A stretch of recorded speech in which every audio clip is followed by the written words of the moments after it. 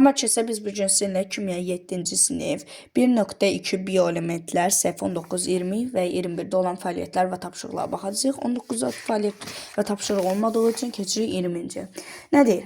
Şu müzakirət paylaş. Nə üçün qəbul etdiyimiz bəzi dərmanların tərkibində maddələrdə kalsium, maqnezium, sink, dəmir və s.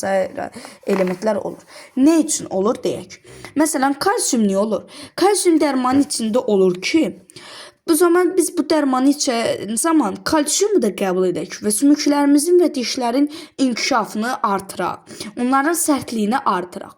Məsələn, dəmir niyə olur? Çünki qanın daha yaxşı olması üçün axı dedik, dəmir çatışmazlığı bilirik ki, qana təsir edir. Ona görə də dərmanın tərkibində olur.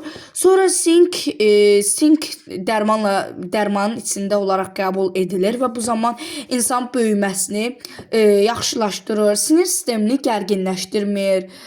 Sonra məsələn maqneziumu niyə dərmanların içində olur? Çünki maqnezium qəbul etdikdə dərmanın içində maqnezium qəbul etdikdə bu zaman zehni fəaliyyətimiz daha inkişaf, daha tez olur. Yəni ləngitmir. Ona görə də bunlar vardır dərmanların içində. Deməli nə deyir? Bu elementlər həyat fəaliyyətimizdə hansı rolunu bilirsiniz? Məsələn, sink dediyi insan böyüməsini, məsələn, sink olmazsa insan böyüməsi ləngiyər, maqnezium olmazsa zehni fəaliyyət ləngiyər. Keçək, düşün, müzakirə et, paylaşa. Digərini. Hansı qidaların tərkibində karbohidratlar, zülallara və yağlara rast gəlinir? Baxın, elə burada da göstərilmişdir. Baxın, karbohidratlara çörəklərin, kartofların, makaronların tərkibində rast gəlinir. Zülallara ətin, balığın, toyuğun, bu da midyedir, Türkçə midye deyilir. Yəni onların tərkibində rast gəlinir. Yağları isə elə bildiyimiz məsələn simiska, günə baxan yağı, məsələn burada yağlara aid olaraq simiska, avokado, fındıq, yer fıstığı bunlar aiddir. Yəni onların tərkibində yağlar var. Demək, gündəlik qida rasionunuzda bunları nəzərə alırsınızmı? Bəli, demək olar ki, gündəlik həyatımızda ət yeyirik, çörək ən lazımlısı olan çörək yeyirik, makaron da gündəlik həyatımızda yeyirik, kartof, banan, sonra balıq düzdür, gündəlik həyatımızda məncə çox adam balıq yemir, amma ki, balıq hər gün inanmıram. Amma bəzən arada bir yeyilir. Yağlara aid olaraq pendir, süd də falan var, yumurta. Məsələn, yumurta səhər tezdən məsələn hər gün yeyilir. Həm də zülallara aiddir yumurtalar. Məsələn, simiska və günə baxan yağları ola bilər. Bu zaman bunlar hər yemək bişirilərində onlar da qəbul edilir. Simiska da bəzi günlərdə istifadə edilir. Deməli, sağlam yaşamaq üçün nələrə diqqət edilməlidir? Sağlam yaşamaq üçün təbii ki də daha çox yeməmək lazımdır. Yəni nə qədər lazımdırsa o qədər yemək lazımdır. Konservləşdirilmiş qidalardan da uzaq olmaq lazımdır. Məsələn, konservləşdirilmiş balıqlar olur, ton balığı. Məsələn, onları yeməsək daha məqsədə uyğundur. Sonra keçə öyrəndiklərinizi tətbiq edin. Şəkildə təsvir olunan hadisələrlə tanış olun. Baxaq. Deməli, şəkildə təsvir olunan bunlardır. Nə deyir? Bu hadisələr zamanı canlı orqanizmdə hansı maddələr mübadiləsi baş verir? Deməli, baxaq, hansı maddələr mübadiləsi baş verir? Məsələn, burada inək otu yeyir və bu zaman udulma baş verir. Sonra mənimsəyirlər o udduqları şeyi, yəni otu. Sonra artıq orqanizmdə parçalanmağa başlayır.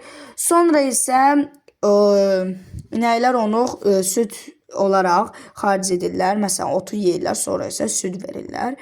Bu da xaric edilir. Məsələn, bunlar ola bilər. Keçə B. Gündəlik həyatda baş verən bu hadisələrə oxşar hansı misallar göstərə bilərsiniz? Məsələn, insanlar qida qəbul edərək enerji yığırlar. Sonra bitkilər fotosintez zamanı qida istehsal edirlər. Bunlar deyə bilərik. C-də hansı qidaları qəbul etdikdə onlar sizə zərərli təsir göstərə bilər? Məsələn, bayaq da dedik, konservləşdirilmiş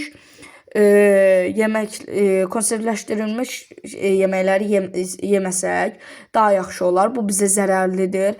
Məsələn, cipsi, digər daha çox yağlı olan şeyləri, yeməkləri yeməsək, o bizə daha yaxşı olar. Yəni cipsi falan bizim üçün zərərlidir. Sonra keçək öyrəndiklərinizi yoxlayın. Canlı orqanizmlə əsas hissəsini hansı elementlər təşkil edir? Bu nə ilə bağlı? Əsas hissəsini karbon, hidrogen, oksigen, azot. Niyə bunlar təşkil edir? Deyir, bu nə ilə bağlıdır? Çünki canlı orqanizmin deməli əsas hissəsində karbohidratlar, yağlar, zülallar mövcuddur. Su da mövcud olduğu üçün hidrogen və oksigen vardır. Yəni karbohidratlar, zülalların, yağların tərkibində karbon, oksigen, azot olduğu üçün hidrogen də bəli var. Hidrogen olduğu üçün bu əsas hissəsini bu elementlər təşkil edir. 2. Canlı orqanizmlərdə olan maddələrin tərkibinə az miqdarda daxil olan elementlər hansıdır?